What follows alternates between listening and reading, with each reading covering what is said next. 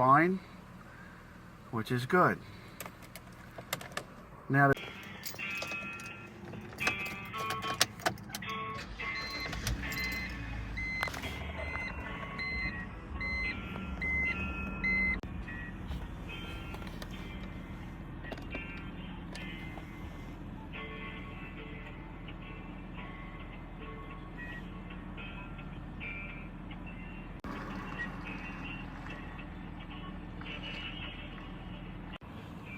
so as you can see right there, you can see it only shows it's on the last level of oil, so you need to put in oil.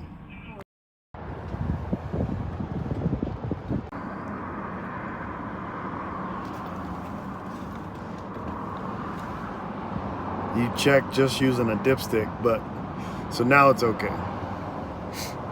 So now you can see we are back in business and